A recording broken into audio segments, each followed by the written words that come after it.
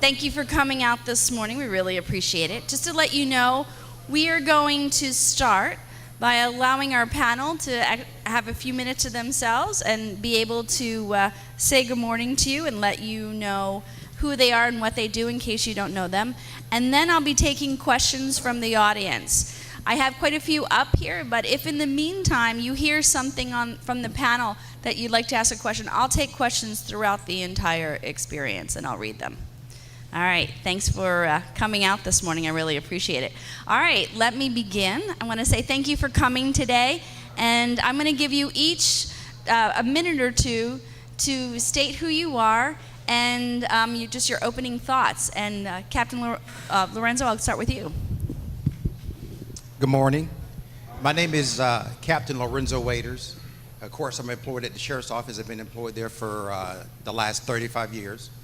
I am the district commander for the north side of the river. So basically everything north of the river in the county and then east of I-75 to the county line. I was born and raised here in this community. So I have a stake in this community. My job is to make sure that you get the quality service that you deserve. Thank you. Okay. And Ms. Sanchez? My name is Jennifer Sanchez. I'm the Chief Assistant Public Defender in Manatee County. I work for Larry Eager, your elected public defender. I've been a public defender for 14 years. I moved to Manatee County when I was 13. I went to Manatee High School, graduated, went to law school, undergrad. I was in the Peace Corps. I came back to the United States. I got my law degree, and I've been working as an attorney for 14 years. I'm very humbled to be on this panel. I hope that I could add something to your questions, anything you want to know from the perspective of what the community feels like from the perspective of representing people in Manatee County. Thank you. Sheriff Stubbe? Hello, I'm Brad Stubbe. I'm your sheriff. I appreciate the opportunity to be here this morning as we build relationships, and just want to touch a little bit about community policing. From the standpoint of how we do it at the sheriff's office, those persons that work in uniform in this area have the opportunity to bid not only for the area and work there a year, they then have the opportunity to bid for a zone and work in that zone a year. So therefore, we're hoping that they know that zone, they know the people in the community, and they know who belongs and who doesn't belong, which should help toward some of the problems that we may have in developing those relationships. I also want to tell you that, that we move toward the computer technology. And unfortunately, as we move toward computer technology and our deputies sit in their cars and they look at their computers and they read the information, we're not doing some of the things that we should be doing, and that's the face-to-face and getting out of our cars and walking and talking to people. And we encourage that as well, and of course Captain Waiters he breeds into that as well because he understands that. But we're happy to be here this morning. I think that we've made great strides over a number of years that we've been working together with the Ministerial Association, the ministers in our community on both sides of the river, whether it be north or south of the river. And again, just thank you for allowing us to be here this morning. Thank you. Chief Wells. Good morning. I'm Rick Wells. I'm the Chief of Police for the Palmetto Police Department, and I've been here for the last 4 years. I just want to personally thank Susie Copeland and Ms. Shirley Pearson for allowing all of us to be here today. Appreciate that opportunity. Miss Shirley Pearson has been a very positive influence in this community, and we've been able to work with her and team with her. And I told her when I got here that every time we have an event, all she does is sweat because she continues to run around and get everything together. She's a great lady. Our job at the Palmetto Police Department is to serve each and every one of you. I knew when I took over 4 years ago that would be a focal point for all of our officers, to be embedded in the community, to be working with citizens and trying to solve each and every issue that we possibly could. And I've taken a couple of retired deputies from Sheriff Stubbe, and I put them part-time in the community, and their only job is to be out there solving problems, walking in the community, driving in the community, and working with people that need help. We continue to get better at our job. Our job is only as good as the community that we work with as well. And when you have the trust of the community, and when we're able to solve problems, even when we're not always right, but we're able to sit down and talk about something that is going to make our community better, I think that's a positive step in the right direction. I've been very blessed to have several of the pastors in the area, Pastor James, Pastor Livingston, Pastor Brown, and there's several others that have been working with me to make a positive influence on the community. And I put them on my staff. I gave them shirts. There's nothing better when you have something going on and have a pastor with you, because there's a lot of times where I need God in my life, and I just love having them with me. So thank you for the opportunity to be here, and I look forward to answering your questions. Thank you. And Chief Raz? Good morning. I'm Mike Razalowski. I'm the police chief for the city of Bradenton. Everybody just calls me Chief Raz. I've been there 12 years. Since we've been there, our community policing is a community policing philosophy, i.e. from the chief on down to the newly hired patrol officer, and every civilian in the police department believes in customer service and partnering with the community they serve, whether it be black, white, or Hispanic.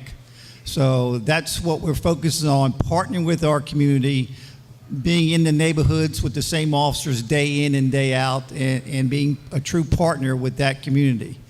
The other thing I might say that might surprise some of you is I'm a card-carrying member of the NAACP.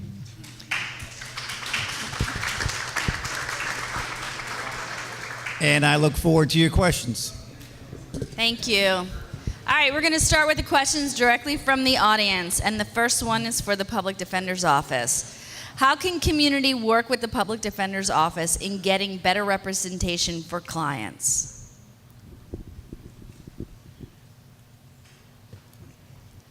The first thing I want to say is, if you get a jury summons, please go. I know that's not quite the right answer because it's a little tangential, but it's something I wanted to say today. Please don't ignore the jury summonses. We need a cross-section on our juries. Lobby the legislature for more money. We are wholly underfunded. We have approximately 150 felonies for each felony attorney, approximately 250 misdemeanors for every misdemeanor attorney. That is far too many. It's probably twice what the American Bar Association says we should be handling.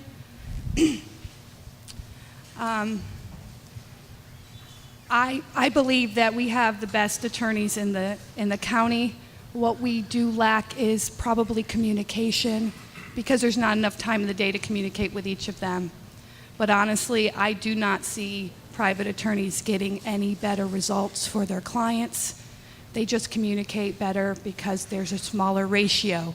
What you all could do is potentially make sure that if anybody that you love is involved in the criminal justice system, that you advocate that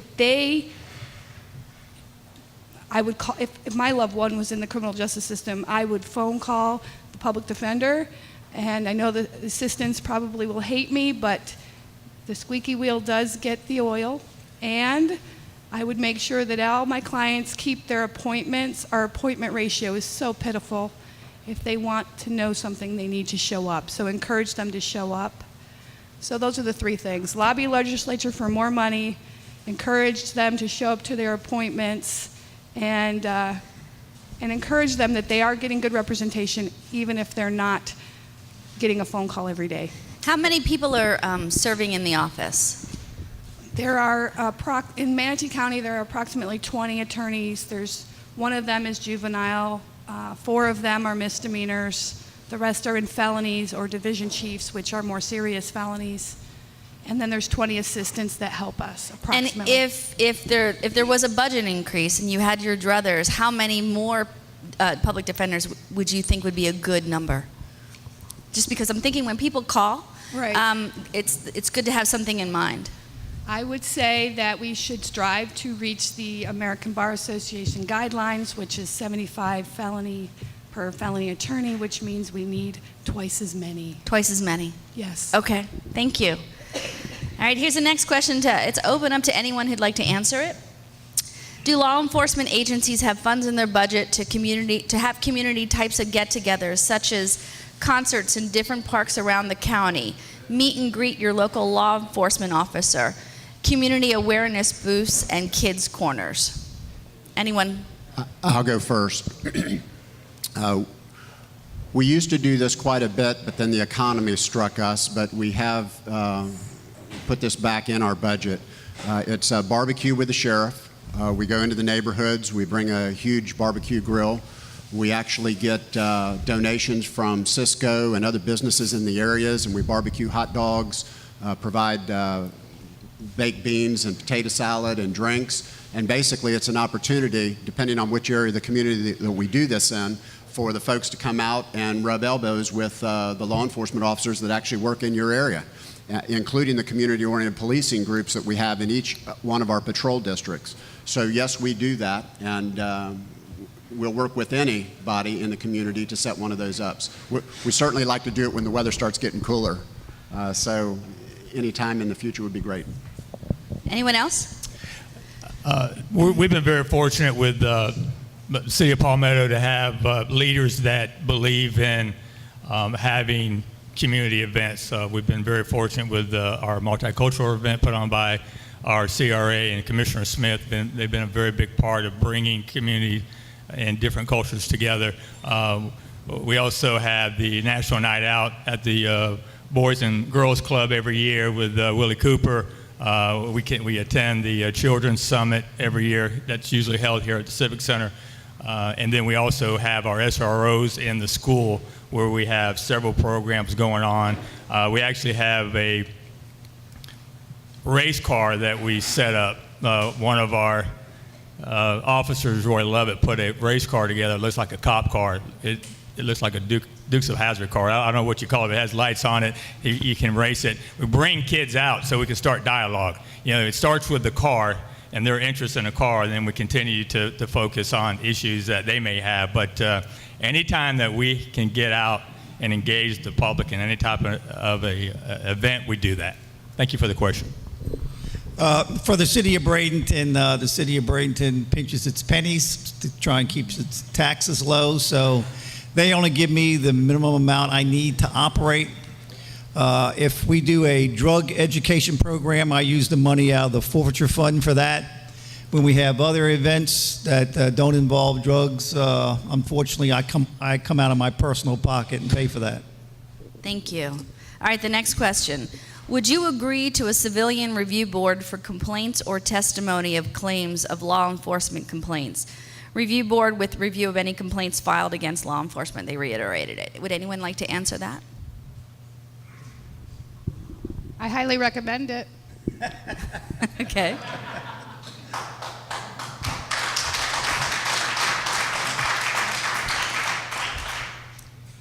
I'm not opposed to the idea. I think we have an internal affairs unit at every agency. It's a transparent agency. It's a public record document that anyone can pick up after the investigation is complete, so they can see exactly what the complaint was, what transpired during the investigation, and also what the outcome was.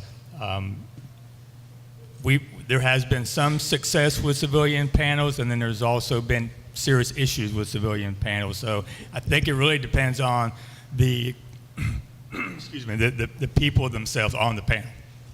Are they there for justice, or are they there for criticism? So as long as you have a very biased panel, it can work.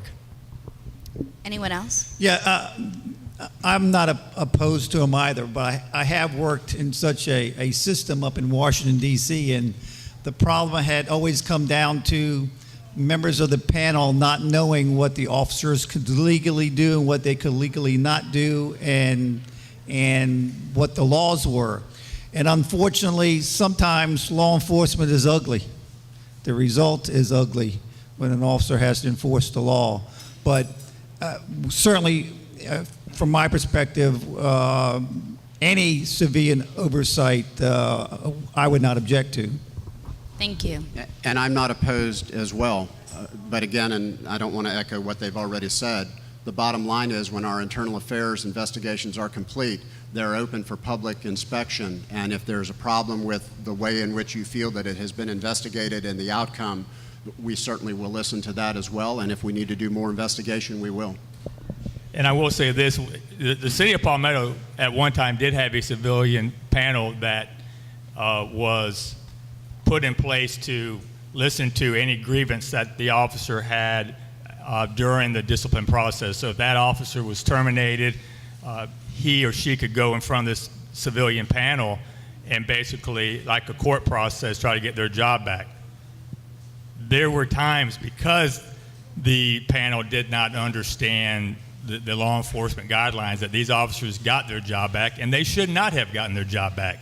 So there are issues both ways with those type of panels. Thank you. Go ahead.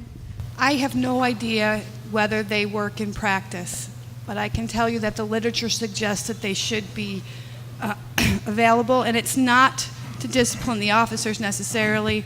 It's a ongoing communication between the community and the police, not just the grievous things that a minor, tiny amount of the law enforcement could do, like in the IA process, but ways of doing things, advice. That's why I think that they should be implemented. But again, I am an attorney. I do defense work, and I don't know all of the practical problems that other people have had. Thank you. All right, next question. And this is open again for Could I say one more thing? Oh, you sure I'm may. sorry. No, it's okay. And it's interesting that the public defender raised that issue. There's a thing called the Police Officer Bill of Rights. And if we have someone that gets themselves into trouble, we actually have to complete our entire investigation. And when we're finished with that, before, by the way, we can call the employee in. Then, when we're finished, we call the employee in and then provide him with all of that documentation, the interviews, the video, the cell phone record, everything that we've done, and they get to review that. So there's a Police Officer Bill of Rights that takes into consideration those things before we as an agency can even go forward. Thank you. All right, my next question, and this is open to anyone again. What is your agency doing to promote trust and good relations in the minority communities? Go ahead. As I said before, I've been with the Sheriff's Office forever. And when I originally started, there was only 2 Afro-American deputies within the agency. So what I do on a regular basis, whenever I come in contact with young men and women, I try to encourage them to start a career in law enforcement. We also, and I can speak for myself and our agency, we attend different community meetings. We're happy to, if you have anything and you have any questions, my door is always open for any complaints or any praises. You can always come and see me. I spoke with several people within the community since being assigned up here and listening to some of the problems that they had. So the first thing I encouraged them to do was that if you're not satisfied with the service that you have, is to contact the supervisor. Don't get upset, don't get mad, contact the supervisor. And if that doesn't work, then they can also contact me personally. So again, when I'm ever out in the community, while I'm off or working, anytime I run across anybody, I always try to encourage them to start a career in law enforcement. Anyone else? Building trust in the community, in the minority community, is paramount to any law enforcement agencies. When I first got to Palmetto, we had 2 black officers. Shortly after I got appointed, both of those officers moved on to better paying jobs. Officer Carnegie went to Georgetown University. He works up there now, and then now Officer Ackerman is now Deputy Ackerman. Sheriff took him from me, and I had to go out and recruit. I had to make a conscious effort to try to find qualified applicants, and we were able to hire the first black female ever in the history of Palmetto PD. It was hard for me to believe, but Rebecca Evans is now working for us. We were able to pick up a young man out of Fort Myers who just wanted to work in law enforcement. He's Chris Rossman. And then we hired the 2 retired deputies that I spoke of, Jan Austin and Hubert Robinson. And their main objective is to stay in the minority community every single day and to build relationships. And I truly believe that that's the way that it has to be done. They have to know that there are people from their community working in their community to solve problems in their community. And my door is always open, but in Hubert and Jan and I, we speak weekly about anything that needs to be done better in the community, because it's a revolving door. The things are going on. We have to adapt to what's going on in the community. We can't sit back and be complacent. So it's my job to make sure that happens. That's my responsibility. I have to build the trust. And I know that it's not something that's going to be easy. It may take a little time, because there have been years of issues, long before I was born and long before I was chief. So it's our job to mend the fences and to make people realize that we are here to help, and we're not leaving. Thank you.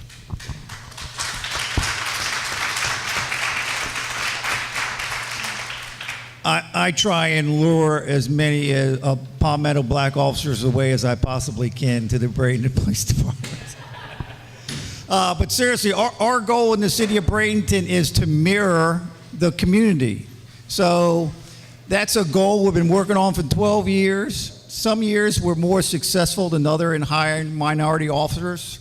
The problem is minority officers are in demand. Why join the police department in Bradenton for $39,000 a year when you can join the sheriff's office for almost $44,000, or go to Tampa for $50,000? I mean, it's economics, and they have a family to support, and I understand that. But that's always been a challenge for us, is having enough officers to mirror the community that we're trying to partner with. Go ahead. The sheriff's office has, and this is just a guesstimate, probably over 20 black officers that work in the community.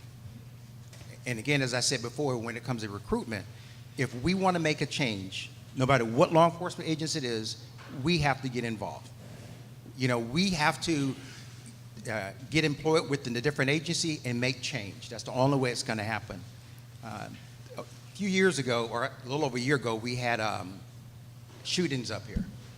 And from listening to the community, one of the complaints were they didn't see enough minority officers. So one of the things that we do is we take mostly school resource officers on their days off. They come back in the community and patrol the community. They don't answer calls for service. They're here just to listen and see what's going on in the community. Yeah, I actually have quite a few questions that kind of center that, about how we can get more minority representation on all of that. So I'm gonna combine it and see if we can just extend the conversation a little more. I understand that the salary that we offer is a challenge. Since there's not much control over that, are there other things that we can do to encourage more minorities? And is it just that minorities aren't applying, or is there something else going on? Right now, they're not applying. I mean, we've had a very low turnout of minorities attending our local academy here. We just are not seeing them apply for the certification like we have in the past. So that's a challenge. So then you really have to start searching, statewide, trying to get your information out there. And that's where the economics come into play, because it's very difficult to bring them to our county when they can go elsewhere and make more money. So I think that it was, that's why it was so important for me to have an SRO at Palmetto Elementary. So I could have an officer there building relationships daily from kindergarten all the way to 12th grade. So they see us as a positive influence as we deal with their issues every day. Recruitment right now is high in the Hispanic community. And this is Palmetto is a very diversified community. So I have to look at our Hispanic population and our Black population. We try to mirror that. But right now we're seeing more Hispanics actually apply to attend the academy. Great. And all of us up here sit on the board of the Law Enforcement Academy, and we actually look at those that are applying for a job. So we at the Sheriff's Office actually have a group that go out and recruit. We go to area colleges, we go to job fairs, we go to a number of locations. Our crime prevention unit is out there as well trying to recruit. And the population is about 342,000. This was back in 2013, just to give you an idea. The minority population is about 9.1% for Black. And then, as the chief said, we try to mirror that at the Sheriff's Office, and actually we have 11.3 employees in the African American community. And again, as the other chief said, we're lacking on the Hispanic side. Per the population, it would be 15.3, and we're only at 10.4. So this is a constant that we have to do each and every time that we go out looking for quality people to come work in all of our law enforcement agencies, and it's important for us to continue that. And one of the, it's already been said, but one of the factors is the fact that you can drive across the bridge to Tampa PD and make $10,000 more just to start. And then that comes back to, I know one of my county commissioners is here, but that goes back to bringing up everybody's pay. And we try not to jump ahead the Sheriff's Office of the city police departments, because we don't necessarily want to steal from them people to come work for us. They work hard to get the folks that are there at their agencies, and they should keep those people because they wanted to be there. They wanted to work there. Maybe they grew up in Palmetto or the city of Bradenton, and that was their dream. And so it is a problem, and we look forward every day and try to get good people. Captain Waiters? The sheriff stated that for recruitment that we go to different colleges.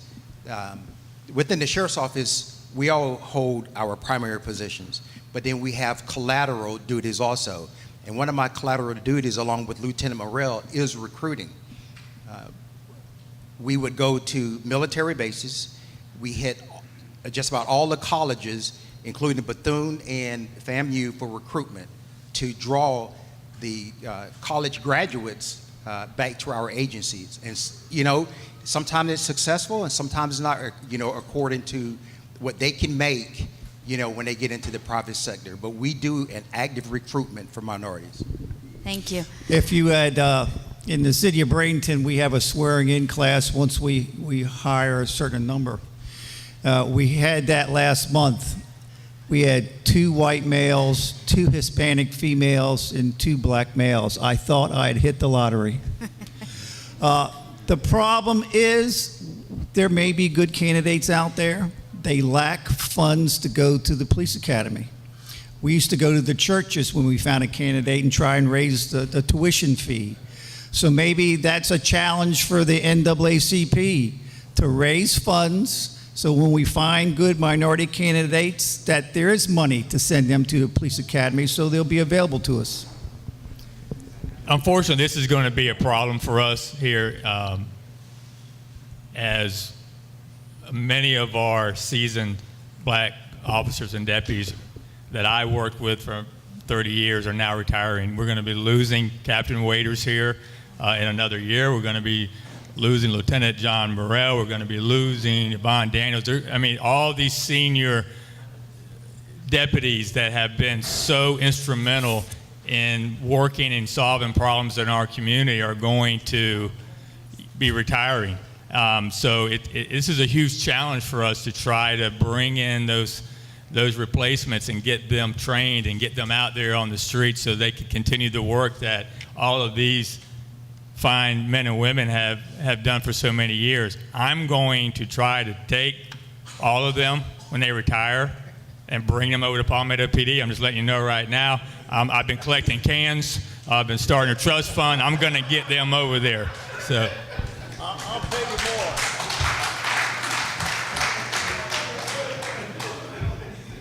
All right, that actually applies also to the public defender's office. How can that department be more minority representative? We currently do not have any African American attorneys. I can tell you that that's been a part of a conversation with myself and Mr. Eager. He has an attorney that is interning. He's waiting for her to pass the bar. He's excited to hire her. She's African American. He's aware of the issues. We're a lot smaller than the other, I believe, than the other agencies up here. We only have 40 attorneys. But it is something. Yeah. It is something that we're very conscious of. As far as the other issue, I was listening and I'm thinking, you need to tell your friends and family that they should go into law enforcement. It sounds like you're going to be a hot commodity. And starting earlier, perhaps. I don't know if the organizations have a move towards college degrees, and maybe that's true. But I was thinking maybe even starting in high school. I know that Mr. Waiters was telling me earlier he had an Explorer program, and he was involved since he was 14. So I think that giving younger people the idea that they will have a job if they just keep working towards their goal, and that they will be a hot commodity if they go through the academy, may increase the population from which the law enforcement can draw. And we have the Explorer programs still, where we encourage those young men and women to grow up and be law enforcement officers. There's an articulation agreement in place with MTI and State College of Florida, where they go to the police academy and they automatically earn credits toward their 2-year degree. So that is all in place, and it's all about law enforcement. Someone actually asked, how much does it cost to attend the academy? It's around $4,000, a little over $4,000 now. And are there scholarships available? We Or make is that what you guys pay? Well, we make available $500 toward that cost for anyone in our community that wants to attend. Okay. All right. Can they get student loans like you can for college? I just was curious. I'm not sure about student loans. I know that there are some of the military loans that they have that can be applied to that schooling. But as far as Pell Grants and other grants, I'm not sure on that. Okay, here's another question. This is for Chief Raz and Sheriff Stubbe. Would you be willing to adapt a system as PPD with placing officer in the community to specifically build better relations? I'm not sure I understand the question, because in my opening statement I did talk about community policing. Yeah. And how the deputies bid for shift for a year and then the zones for a year. Okay. We also supplement that, as Captain Waiter spoke about, by bringing our SROs on their days off to the areas and they're just not policing, they're actually walking in the community and talking to folks in an effort to build those relationships and receive information on crimes. Okay. Yes, we're the same way. Every patrol officer and supervisor is assigned a neighborhood, which we call zones. So they're in there, the same ones day in and day out, getting to know the neighborhood. So you're saying it's better the entire department does it instead of just one specific individual? Right. Everybody in patrol, yes. Okay. Well, yeah, I meant the community relations part. Yeah, oh yeah, That's what I everybody meant. from the chief on down. That's our philosophy. It's a philosophy to us. Okay, great. Did you? Yes. Go ahead. As the sheriff said, we have specific community police officers within the community. As a matter of fact, when we originally started community policing, I was one of the original deputies within the agency. The reason that we push community policing agency-wide is because when I originally started in law enforcement, it was all about, writing tickets, putting people in jail, and it wasn't getting involved in your community. Now the philosophy has changed. And this is probably police departments also, we've gone to what we call customer service. And what I mean by customer service, if you go to Publix or to a restaurant and you don't get the quality service that you should have gotten, what do?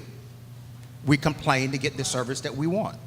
So you as a community is our customers, and it's our job to give you the best service that we can. And if we don't, then we look for you to come to us to tell us exactly what we need to do. Thank you. All right, I have a simple one. How much training does the police officer receive before being assigned to duty in the community?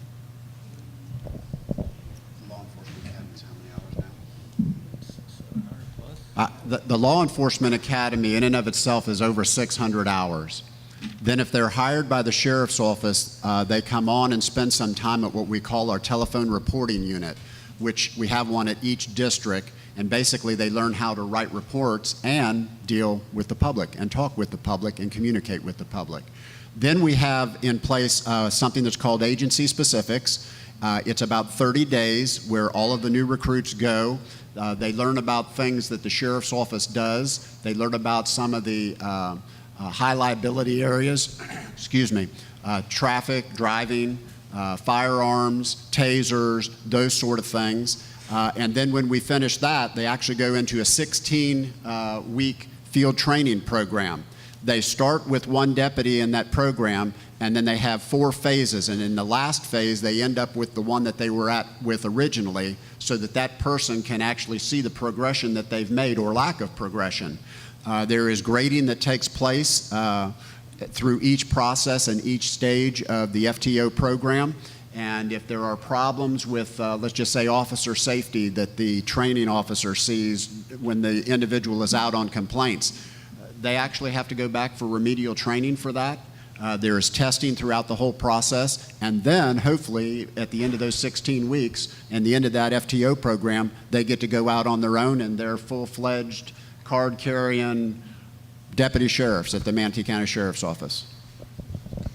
All right, the next one is for Captain Waiters. What specifically is the role of a resource officer? Lieutenant Morrell probably answered that better than myself. As Chief Wells said earlier, one of the things that we want to do in the schools is to capture the kids' attention so we don't wind up dealing with those kids on the street.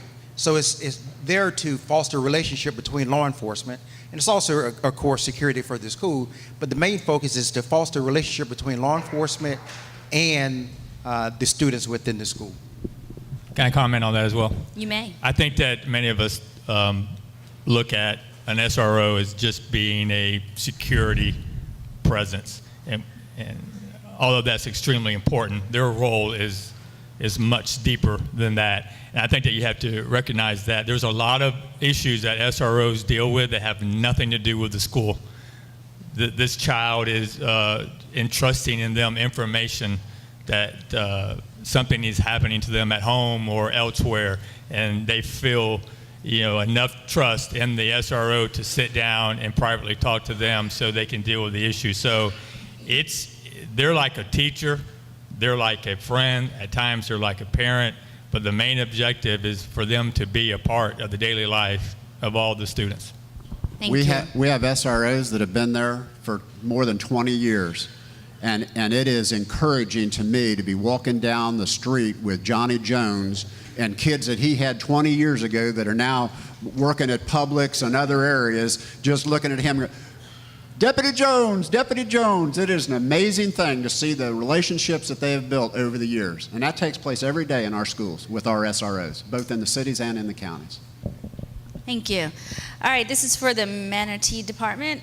Will Manatee police officers be wearing body cameras? We will not. And right now it's an issue with the amount of storage, because every time that the camera is on, there are state laws that say that you have to preserve that for a period of time. We are going to, we are going to purchase some, and I hesitate to put this out at a forum like this, but they're going to be made available to some of our special enforcement, and then when we have a terrible, terrible crime, those persons will have that and just kind of be walking around and having conversation, and we're in hopes that that will help us solve that crime later. And right now, we do not have body cameras, but we do have cameras in our traffic units that actually work DUIs at night because of the evidence that you're able to garner with that. But again, right now, if I were to put a body camera on all of our deputies, over 400 deputies on the road, this would be a huge expense for the cameras, number one, but then number two, the storage issues that go on and on and on forever. Well, our commissioners have been very gracious to us here at Palmetto, and Commissioner Williams, this has been a focal point of his. He wants our officers to have body cameras, and the rest of the commissioners have agreed with that. And we are starting the funding process now. We're actually looking at 2 different body cameras that are being demoed on the streets right now, and because we only have 35 sworn officers, it's a lot easier for us to maintain the storage that's needed and take care of the paperwork and the evidence collection that's required. Sheriff Stubbe has got a larger staff, obviously, so it's a little bit more difficult for him to do that. We have a server in place that we're going to be able to retain that data and then share that with the state attorney and the public defender when needed. I feel it's extremely important for our officers to have body cameras, and I think it's extremely important that the public know that we have body cameras. This is something that's going to be used to protect all of us. What we want, though, we want accurate information. When something happens, we want to know right then and there what took place, and body cameras are going to be able to provide that to all of us. Because if there's anything that hurts a community and law enforcement more than anything, it's a lack of communication and information about an event. People want to know, we need to tell them, we're going to be able to show them, and there won't be any speculation. There won't be any, hey, this happened, rumors. We're going to know right away. So I want to thank our commissioners. I want to personally thank Commissioner Williams for getting the ball rolling on that, and the mayor has been very crucial as well. So we're testing them. We should have them in the next few months, and hopefully that's going to be a step in the right direction for all of us. Thank you.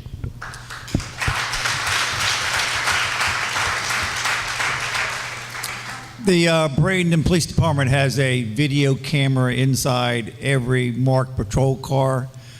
We currently have body cameras on our K-9 officers, and we're testing other body cameras to see which way to go with those. Okay, the next question actually stems from that. Can the dash cam on a police car be altered? Anything can be altered. I mean, there's sometimes DUI investigations where the camera has stopped or the audio portion has stopped of no fault of the law enforcement officer, but then the public defender's office and the state attorney's office is wondering why that happened.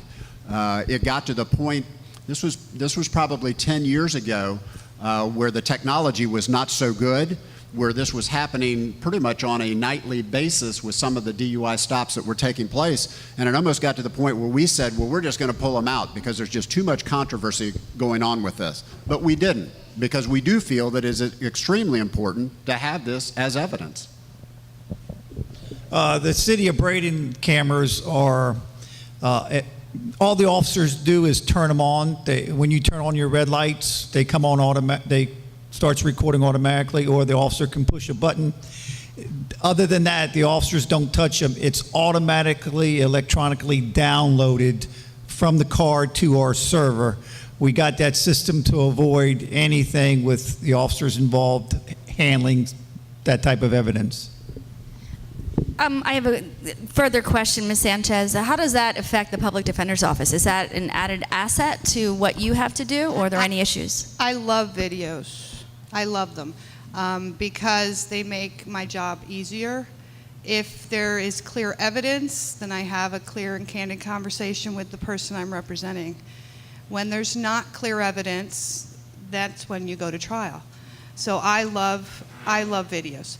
And I did not consider the pragmatic problems with storage space, but I would rather have body cameras. So I would hope that perhaps in the future, as the technology and the prices go down, we can implement that in the community on a larger scale, because I hear anecdotes from my clients about not things that rise to the level of crimes that police commit, but just disrespect. And I think that if they were video cameraed, they'd probably be on their best behavior, as we all are. I know today I wanted to look my best because I knew people were looking at me. So I know that if people were videotaped, they'd probably be on their best behavior. I recommend it. So there's some pragmatic problems that I respect, but I hope that we get there in the near future. Thank you. Okay, here's a procedural question. What is the department procedure for an officer discharging his firearm at the end of a high-speed chase when all vehicles are stopped? Well, that's an open-ended question. I guess it would be under the circumstances. You know, there's a lot to discuss here. Are there weapons drawn by suspects, or are we just talking about shooting into a vehicle that's already stopped? There are procedures in place. I mean, officers have a clear guideline on when they can shoot and when they cannot shoot. So it's difficult for me to answer that question, but it really all depends on the situation at the time and what's happening once the vehicle stops. Okay, thank you.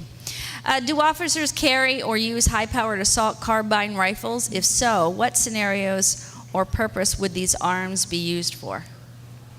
We have them assigned to our SWAT team. Obviously, if there's a hostage situation or someone threatening to commit suicide, I mean, the list just goes on of critical incidents.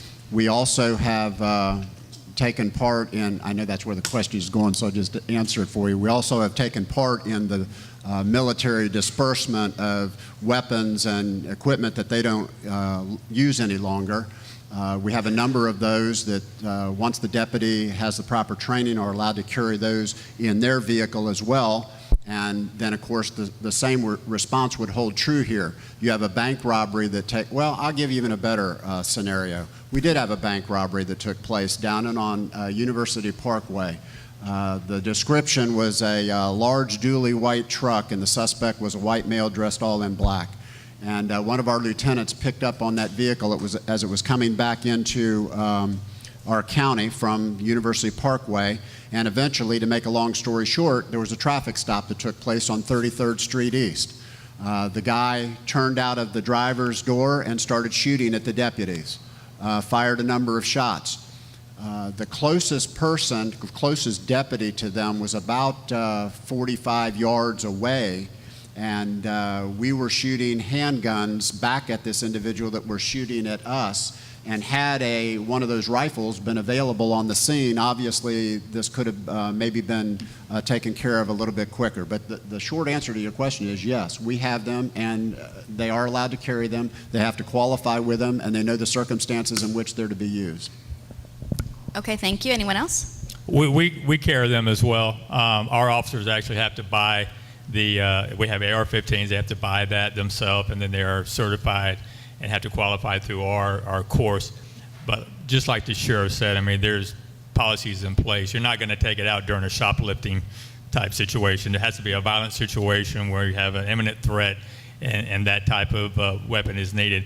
And, you know, this is really nothing new for law enforcement. You know, in my opinion, you know, we've carried shotguns my entire 30-plus years. Shotguns are a much more powerful weapon than AR-15, but that is for violent situations when you need that firepower. So it's there for our protection and for your protection when a situation arises, and we have to have it. Thank you. All right, this is for the Public Defender's Office. They would like you to address the youth population. Are you seeing more offenders on the street, and how can we change things? More offender. Youth offenders. I honestly don't know the statistics of the juvenile division. I know that he's working hard, but I can't tell you whether it's been increasing. I honestly don't know the answer to that, so I'm sorry. That's okay. All right. Can we talk juveniles? Yes, absolutely. I think we need to talk juveniles because, we have a lot of people in this room that work very hard to help our young people in this community. They're sitting here today, and, we really cannot rely on our government entities to take care of our young people. We're going to have to do that as a community together. There's so many issues. There's so many problems. They are just plagued with violence every single day. And I don't mean gun violence. I'm just talking about, one-on-one issues that they deal with from friends and school classmates. And we, unfortunately, don't have parents raising their kids. That's where we're at in many of our issues today. And we're trying to do the work. If our parents were engaged in the life of these young people like our parents were, we would have a much better community. But our focus is not to always think of incarceration. We're not trying to put these young men and women in jail at any opportunity we have. I work with a group. We want to rehabilitate them. We want to keep them out of the system, and we want to try to put them in a place in their life where they can succeed. But I say this to many groups. We have wonderful teachers here in Manatee County that work with our children every day. We have facilities like the Youth Center and the Boys Club and the YMCA who are mentoring them after school. But once they get home, there's no one there for them. And everything that has gone on throughout the day is now wasted because no one is following up on what they're doing. I spend a lot of time doing homework with my kid, and I don't even know how to do homework. I'm still trying to figure out core math. But we need the parents to be involved. And, we're doing better as a community, but it's not enough. The parents have got to step up. Okay, how is our homeless situation going, and has it changed? What can we do to address our homeless needs? Well, we obviously have not done enough with our homeless needs. We've done a lot of good things here in Manatee County with the Galvano One Stop to service, hundreds and hundreds of homeless people in our community every day. Miss Shirley Pearson, who basically runs on no budget, is feeding homeless people in our community every single day. She's supplying them with the only meal that they have. I just think that we hear so much about budgets and funding, but we're talking about people that need a place to live, and we just don't do enough. And law enforcement, what we try to do, we try to understand that there's a need that we can't fill, but we can't always rely on putting them in jail for a night because they've committed a crime. We try to work with them, we try to give them services, but there's just not enough to offer. And we're going to have to do a better job on the government side and on the state and federal side to have funding available for people like Miss Shirley that are trying to try to help out. And like I said, it's just not enough. And Go ahead. there are a number of areas in the county where we know that these folks are staying, and we don't try to do an enforcement effort where we just actually go in there and try to move them out unless we're hearing from the community and saying that we don't want them here. We can name spot after spot after spot. Now, There is some crime that takes place with these individuals, but it's generally among themselves, and those are the calls that we end up getting where one has battered another or beat up another, and maybe one has robbed another because they happen to be able to go to the one-stop center and pick up their check, and they had some money, and instead of going and buying food, they went and bought alcohol, and then there was the intoxication that took part. But we don't try to really target them, but as Chief Wells said, this is a societal problem that our community has to deal with, and law enforcement can't take care of everybody's problem. Captain Waiters. As I said before, within the Sheriff's Office, you do a host of things, and other than recruiting in the Honor Guard and all those things, I sit on the board called Vet Corp, and it's a board to assist veterans coming out of the military that's already out of the military that's homeless. And on that board, what we try and do is give them alternatives, give them housing, medical, or whatever they need. And we also, I sit on the board with Manatee Glens. I work closely with the Crisis Intervention Team training. And Manatee Glens, if you don't know it, if there's somebody that's homeless that's out in a camp, they physically go out and make sure that person gets their medication. I just want to say that law enforcement can't solve all of our social ills. They are the executive branch designed to enforce laws. And I think sometimes because they're well organized and because they're perennial and they're always around, we look to them to solve all of our problems when we should be expanding and forming different organizations and putting resources there as well. I think it's a little bit unfair. And I think it would, people complain we have homeless people. What is the recourse for the law enforcement on the street to do? Put them in jail. And that's not cost effective, I guarantee you. And it really is not the goal of anybody. So I don't know, I just had that comment. Thank you. Okay. Next topic. If Amendment 2 passes, medical marijuana in specific, how will this impact our community, our youth, etc.? What impact, if any, will happen? Okay. We got 2 hours. Captain Wells, Chief Wells. I will be arguing that everybody who was stopped with marijuana was stopped without probable cause because the officer could not have known that he did not have a prescription. Thank you. As we talk about the true issue with this amendment, it's the loopholes and the issues that surround it are basically not what it appears to be. And there's every one of us on this panel today will tell you, we will look at you right in your eyes and say, we are for medical marijuana being used for a medical necessity when a person has to have it. We are not for the amendment because we do not feel that this amendment has anything to do with medical marijuana, because if you need medical marijuana, you can get it right now, today. Legislators have already passed the Charlotte's Web, and case law already dictates that if you have a medical necessity, it's available to you. The issues that I personally have with it is having these pot shops located throughout our community.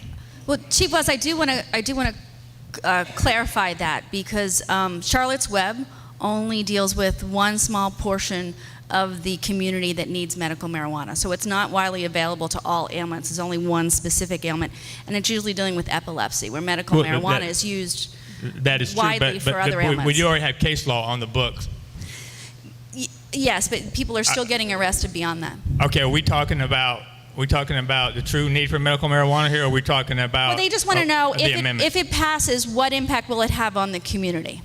I think the impact is going to be that you're going to have pot shops throughout your community. Your kids are going to be walking by. You're going to have a lot of people able to obtain this marijuana that medical necessity has no reason involved in it. I know Palmetto has actually passed ordinances. Do you want to comment and talk about that? The ordinances of where those dispensaries can be located, and It's a zoning issue that they felt that it's not just medical marijuana. It had different businesses as well that would be placed in industrial areas throughout the city. okay. Anybody else want to comment on it? Sheriff Stubbe? I've been going all over our community for the last pretty much 9 months talking about this issue. I don't believe that there's anybody in this room that doesn't have the compassion when someone has cancer, glaucoma, HIV, AIDS, ALS. I don't believe that there's anybody in this room that would say, we need to deny this from you. In fact, if someone were at the end of their life and they wanted to be taking cocaine or something else that they felt that helped them, I don't think anybody in this room would belay them for that. But here's the point. This is an amendment to the Constitution of your state, our state, and that's not where this belongs. And as you've already pointed out, Charlotte's Web was passed by our legislature. So if you want good legislation that you can amend how you want to amend it, that's the direction that we should go with medical marijuana.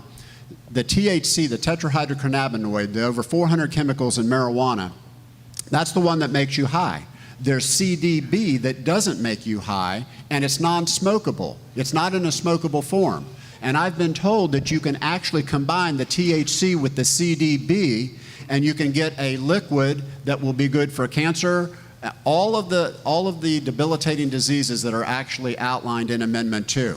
But what bothers me even more, well, there's a number of things, but what bothers me even more about this is, in the 23 states where medical marijuana has already passed, less than 10% of the medical marijuana is recommended for the debilitating diseases. That means that the other 90% are for other conditions, headaches, trouble sleeping, back pain, neck pain, and I have a serious problem with that. So if we're going to have it, let's have it for its intended uses. Let's not. Can someone out there answer this question for me? What medicine right now do you smoke? There isn't one. I just spoke with the community. I just spoke with our community health care folks this week, and I asked the doctors and nurses, and I asked them the same question. There isn't one.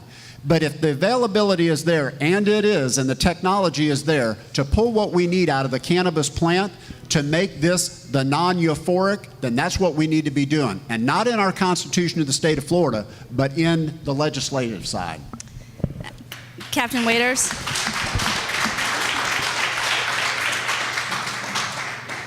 I just wanted to answer the part of the question you said. What kind of burden or how would it affect the community? What kind of impact will it have? Okay, so one of the problems we have now, as we all know, is abuse of prescription drugs, which is Oxycontin, hydrocodone, and things along that line. So if you think that those drugs are abused, and part of the problems that we have, and we as a community, if you as a parent or grandparent has the marijuana in your house, and your kids, and we have this, kids or grandkids see that, are they not going to take that? So that's one problem that we have. Another one, it's going to increase our crime because it happens now to where we have people committing burglaries and home invasions just to steal other people's drugs. But don't you think that if you, a certain part of the population who uses medical or marijuana to medicate themselves, if it's no longer illegal, then that'll actually decrease the amount of people that are arrested because there'll be card-carrying recipients of it. Actually, the other 22 states, that's incorrect. And if you go on go to Google Colorado marijuana, go to Washington marijuana, go to Nevada marijuana, and look at the crime that's taking place. This is mostly cash business because the federal government doesn't recognize marijuana as a drug. Therefore, the banks are not recognizing it, the credit cards can't be used, and the Department of Health, by the way, has said that there will be 31 distribution centers in Manatee County. 31. That's more than Burger King, McDonald's, and Starbucks combined in our community. This is where they grow it. This is where they cultivate it. This is where they put it into the products. This is where they sell it. This is where they can transport it in our community. And what's problematic right now is in all these other 22 states, the government has placed a tax on it. It's so expensive, the people that need the medical marijuana can't get it. So where are they getting it? They're getting it in the black market, the people that actually are growing it today illegally in our community. The one thing I do know is whether this passes or not, if it does pass, is the state legislature will then decide on what the regulations will be. You're telling me no, they no? won't. You can't. The state legislator cannot. They cannot change that. This is an amendment to our Constitution. Correct. And our lawyer here should be able to tell us this. Okay, let's hear from the public The state defender's office. legislature cannot go and attack this or change it. No, And they can once regulate it. And once the Department of Health is going to promulgate rules and regulations, Along with the state legislature has no bid in this whatsoever. Okay. Would you care, Ms. Sanchez, to comment on it? I don't think marijuana causes crime. There is that issue with the money. I would agree we have a problem because the federal government won't let them bank. That probably does draw some crime. But we have had 30 plus years of marginalizing marijuana smokers and ruining their lives for no good reason. So there was a social ill that we have now. There may be a social ill. There may be a social ill that comes from the distribution places in the community. We may be replacing one social ill with another. I don't know.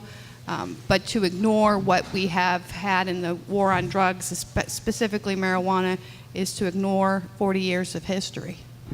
I truly do not know how this is even relevant to all of us in here. We're not talking about legalizing.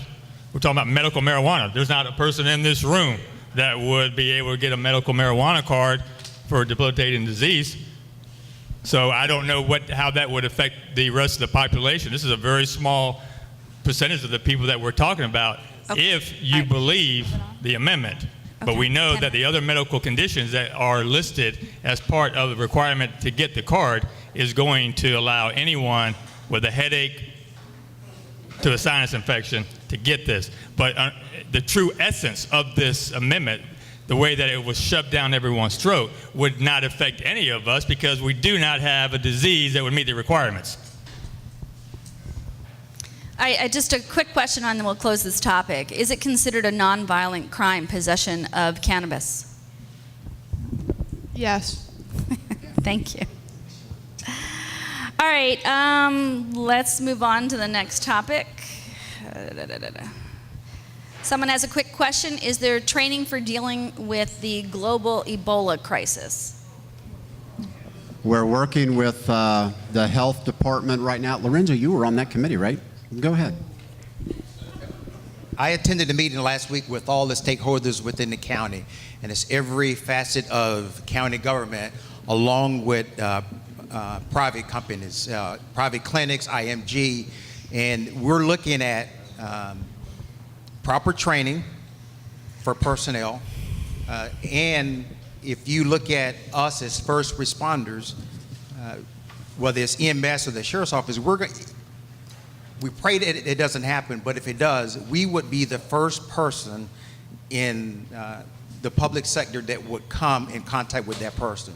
So what we have to do is better educate our officers, along with equip them with the suits or masks or gloves to be able to do what we can within the community. Well, I can only tell you that in order to even have that status entered into the system, there's several bits of criteria that has to be met as far as the person being documented. So if you're saying that information is being entered into the system incorrectly and that they're not meeting their requirements, then we need, and wherever this is happening, we need to have a discussion and find out. I think we need to have names, who we're referring to, so we can really track down why that information was entered into the system improperly.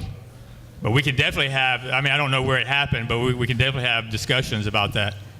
The legislature wrote that statute very, very, very broadly. I don't have it off the top of my lungs, but it's very broad. It doesn't take much to be classified as a gang member.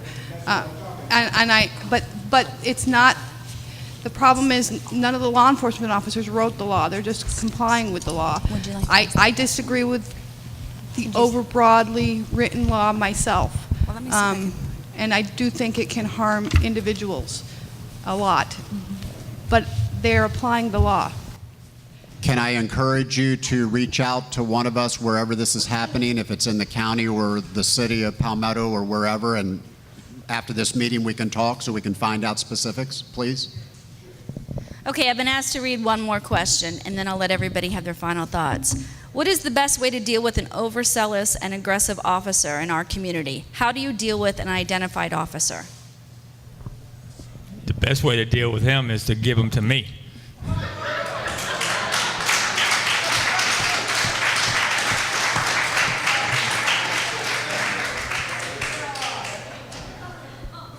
Okay, it works for me. Yeah, well, a little longer answer is we look for those type of people and we want to correct that type of situation, but we don't know until somebody calls us and let us know.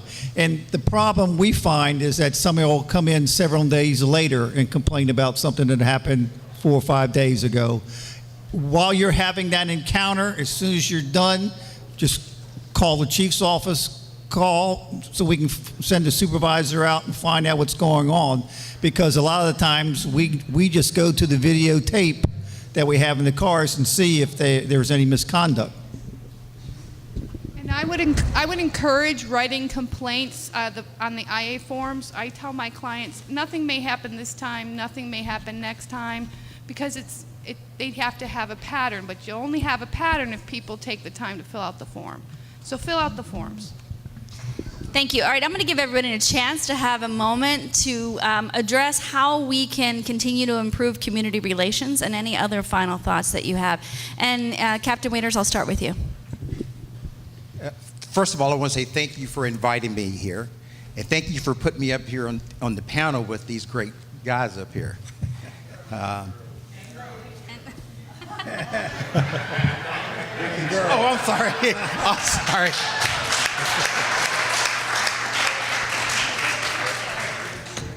I've always been a guy. One of the guys. What we do. Exactly what we're doing now is coming together and speaking about how we can better our community.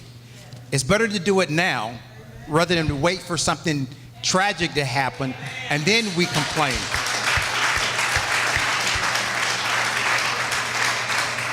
And as I said earlier, encourage young men and women to get involved in law enforcement, because we know that when kids graduate from high school, everybody's not going to go to college.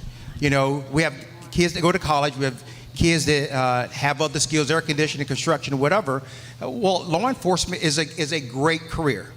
Law enforcement raised my family, put my kids through school, put my kids through college, and now both my sons Okay, so how do you want me to handle it? have followed Ask questions? me and Audience? started a career in law enforcement. My youngest son works for the city of Brayton, and my oldest son works for Hillsborough County Sheriff's Office. And again, to make change, we have to do it now and not wait for something tragic to happen. And stay involved not only with law enforcement, but with everything that occurs within your community.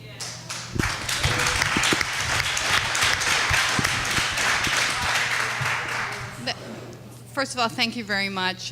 This is my first time ever speaking in front of a group like this, and I'm very humbled by the invitation and the fact that Larry sent me. I'm very happy to be here.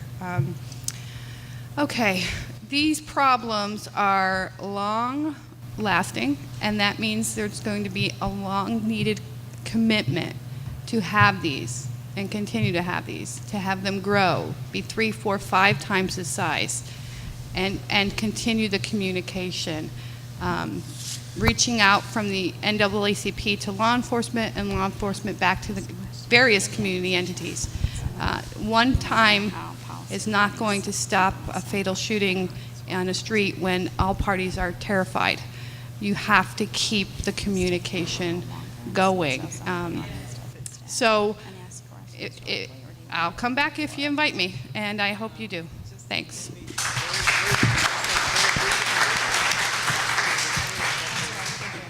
We all realize that our agencies are not perfect, and we understand that we are not going to please everyone. But the fact of the matter is, if we can continue to communicate and you can pick up the telephone and you can call someone, and that's why we split our county into districts, and the patrol districts are headed by a captain, so that is the visible person that you can pick up the telephone and you can call with your problem. And if they can't solve your problem, then I would suggest that you pick up the phone and then you call for me. And we will try everything within our power to make sure that we are addressing your concern. We're not all going to agree on everything that happens.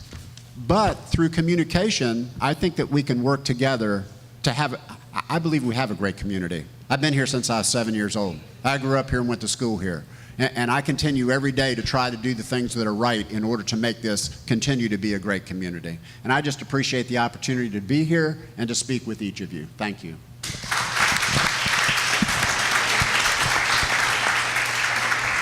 I just want to say as well that it's been my pleasure to be here this morning. I love the city of Palmetto. It's a great community filled with history, good people, and people that care. And I just want you to know that we care as well. That's why we're here. And, you know, we, like every profession, have people at times that don't do the right thing. All right, but we're going to take care of that. They're going to be disciplined. They're going to be held accountable. We all are held accountable. But in the law enforcement community, you've heard it 1,000 times. It takes partnership. It takes all of us working together to solve the problems in the community. We cannot do this ourselves. And I appreciate you being here. You know, and it's not just about law enforcement. It's about the entire community. It's about our schools and our teachers. You know, it's about the service workers out there. It's about Miss Shirley, you know, out there fighting to feed the homeless every day. It's all of us together. And as we continue to work to make a difference in our community, it will happen. Thank you so much.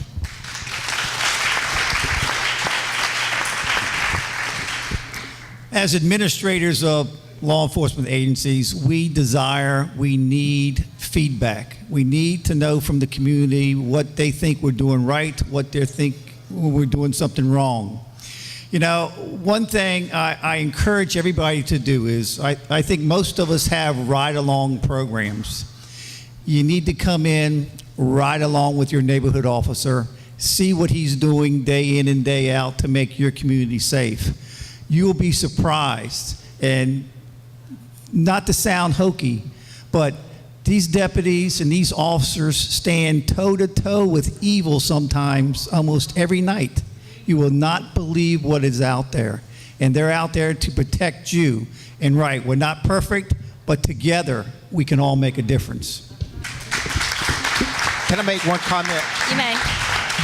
I drive a black Tahoe, and the only thing I jump out on is a restaurant, so you don't have to worry about me. I've been asked to ask if there's a brief burning question that we missed that we need to address. Otherwise, I want to let you know that this is just the first of quite a few series like this, that there'll be plenty of opportunity to ask other questions in the future. Did I miss anything that somebody doesn't want to leave here without asking?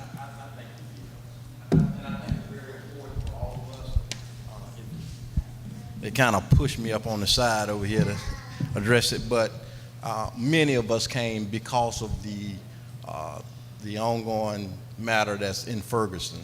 Most of us are familiar with, and a lot of the questions were here really didn't address that situation. Now, there was good conversation here, but personally, when we talk about Ebola, I got more concerns about black on black than Ebola. That's a bigger concern for me at this particular time.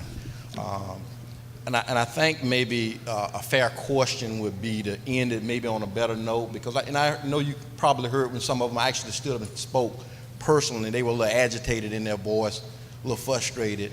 And I think it was good because it kind of gives you some of the heartfeltness that we feel that's going on in the community. And it's surrounding a lot of times the contact that officers have when they come in contact with some of the community. And with that being said, I think a fair question to you all would be, how do we address when we identify an officer that has become overzealous, over-aggressive in dealing with matters? How do we as a community go about dealing with that? And then secondly, we would like to know, how do you deal once you've identified that this officer may have been over-aggressive or over-assertive in a certain matter? How do you deal with it from that point? Well, the first thing that you need to do is you need to come in, you have to file a complaint. It has to be documented. So we have to have that complaint so we can start our internal affairs investigation. We're going to do a complete investigation. All agencies have guidelines that they must follow. And if we make a determination that a policy has been violated or the law has been violated, then we're going to take that action. That can be, depending on the type of infraction, that can be, from a suspension to termination, depending on how that falls in the category. But the first thing that you have to contact us. We have to know. Sometimes we don't want an aggressive officer on the road dealing with the public.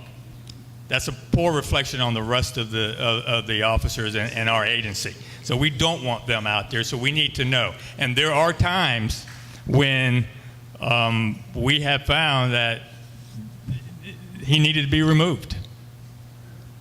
So, that's why we have video cameras in our car to document the facts. That's why we are getting body cameras to document the facts. But if you don't come in and give us the information, we can't start that investigation.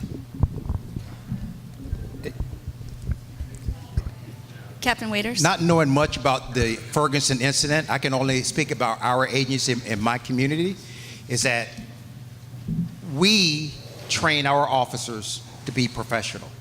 We constantly send them to training. We don't wait until something happens to deal with a problem. We try to foresee it. We give them proper training, and as I said earlier, it's upon us. If there's a problem, you need to bring it to our attention, because we can't do anything about it unless we know.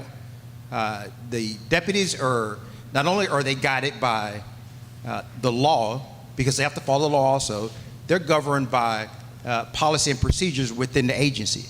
And if they violate that, they're going to be disciplined. So again, it's upon you all, and let's not wait to have this type of a setting to come and complain or bring something to our attention. Do it prior to this so we can deal with it. Are you okay with that? Did you want to ask anything else? Okay, we have another question. Hold on. Hi, my name is Mitch Mallett. I've been a member of the NAACP for 9 years. I'm also Manatee County's Democratic State Committeeman. And my question has to deal with the cars, because in Florida here, a car can reach 130 degrees in 15 minutes. A person in a car at that temperature their body temperature can exceed 104 degrees within 15 minutes, which would cause the brain to be overwhelmed, temperature causing symptoms such as dizziness, disorientation, agitation, confusion, sluggishness, seizure, loss of consciousness, heart attack, stroke, and even death. What is the policy of putting a person in the back of a hot squad car? Well, I'm not sure what you're referring to. Our car is always going to be on. The air conditioner is going to be on, and when we put someone in the back of a car, the car is not going to be shut off. If the car is shut off, then we're going to have to find out exactly what the issue was. But that's not a policy. We would never put someone in the back, and if that does happen, then we would have to actually work that complaint on that officer, but that's not a policy we would follow. And our transport van also is kept on when there are people inside for that very reason.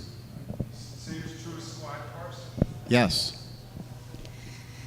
I have not had that complaint. What I get complaints about is the police are always wanting to talk to me. I'm walking one way, they stop me to talk.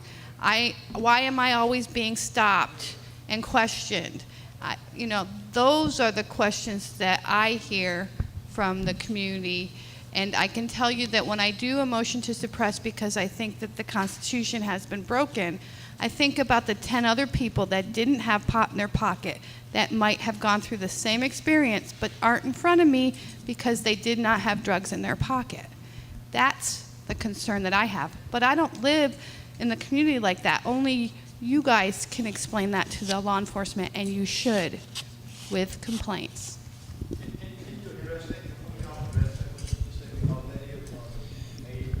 Well, part of it is perception, because statistically in the city of Bradenton, our stops are far more white people than they are black people.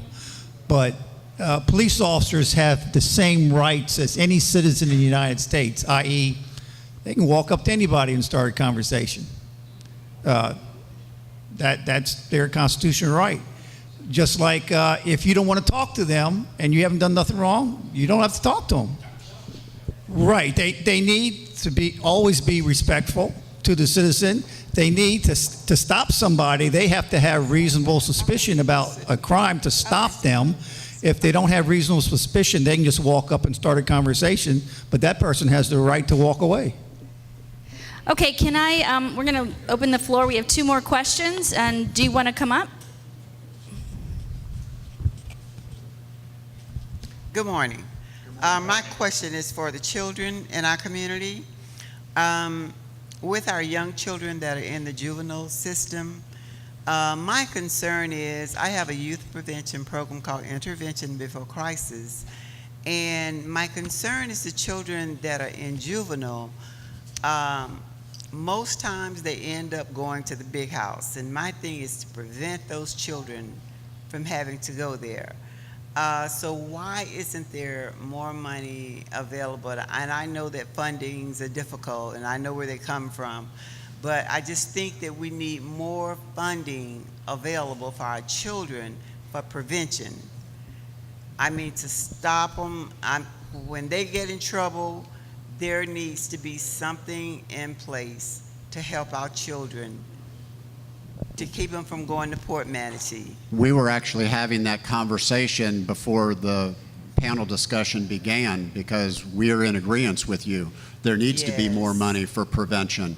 Yes. But I do want to address one of your part of your question, was that when a juvenile is arrested, they're taken to the juvenile booking facility. And depending on what charge that is, there's a point system that comes into play. Mm-hmm. And also part of that point system is whether or not that individual has been arrested in the past, right, and then whether or not that person exceeds those points and then goes from the booking facility next door to the detention facility, mm-hmm, wherein they have 21 days before the state attorney's office has to make a decision as to whether or not they're going to file charges. So they don't end up generally at Port Manatee unless they score out very high and end up in detention and the state attorney's office files on them. Okay. All right, but my concern is too that we gotta do something to help our kids. I mean, especially for first-time offenders, to be there for them right then, when it first occurs. We need something in place. In fact, we need something before it even happens, prevention. We're with you. Okay. We're with you.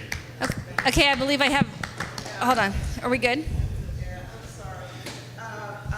We only have so long, and so we have one more lady want to make a comment, and this is only the first one.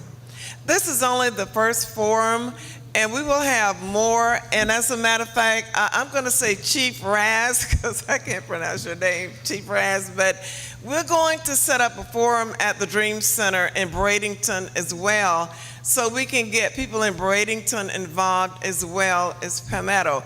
But we only have a time limit here today, and this is only the first one. and we're going to try and get all of your questions answered. We're going to try and work together with law enforcement. I'm going to finish this. I'm going to let her come and make her statement real quick, and then I'll finish it, okay? All right. Thank you. Robin DeSabatino, County Commissioner, South County, and I really wanted to thank you all for coming here and really taking your time and showing the interest, and wanted to thank you all from Palmetto. Because the minute I come over the bridge, I can feel the sense of community. It's a wonderful place. And it reminds me of back home and up in Delaware. His is home now for 10 years now, but you know, this is a great place to live, work, and play, and the system isn't perfect, but you guys are all, and gals are all, trying to perfect things, and I look forward to the upcoming events and working, and maybe we can invite the school board as well, because a lot of the problems we discussed the other day in workshop are the youth that are out of school on detention or suspension or whatever.